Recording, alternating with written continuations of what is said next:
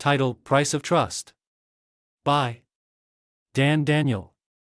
Sunday, a young man who had faced numerous struggles, finally gained admission to the university.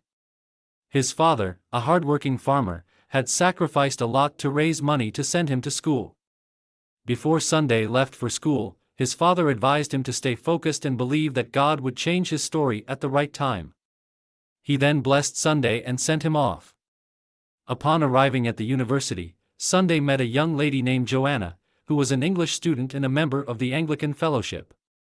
She approached him and asked if he was a freshman, and then invited him to join her fellowship. Sunday initially declined, but Joanna persisted, helping him with his luggage and even accompanying him to the administration office. From that day on, they became friends, and Sunday began attending the fellowship with Joanna. As Sunday settled into university life, he was grateful for Joanna's kindness and support. He also appreciated the encouragement and guidance from his father, who had always believed in him. Sunday's story was a testament to the power of faith, hard work, and the support of loved ones. As time went on, Sunday and Joanna grew closer, often going out to sit in quiet places and talk. Joanna, the choir leader of the fellowship, had developed feelings for Sunday, but she didn't want to be the first to admit it. She tried to find subtle ways to show him she was interested. One day, Joanna suggested they play a game of truth or dare. Sunday agreed, and Joanna asked him, "Truth or dare?" Sunday chose truth, and Joanna asked him who he loved most in his life. Sunday replied, "My father." Then it was his turn to ask Joanna, "Truth or dare?" She chose truth, and Sunday asked her the same question, "Who do you love most?" Joanna looked at Sunday and said, "You."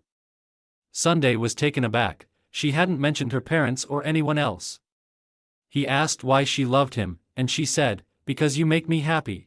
That's how they became lovers. One day, Sunday was walking back to his house when a man standing beside a flashy car called out to him. The man introduced himself as new to the country and asked Sunday to connect him with a lady who could be his friend. Sunday declined, but the man called him back and offered him $10,000. Sunday was shocked by the large sum of money and agreed to help the man. Sunday immediately called Esther, a friend of Joanna's, and asked her to meet him at the school gate.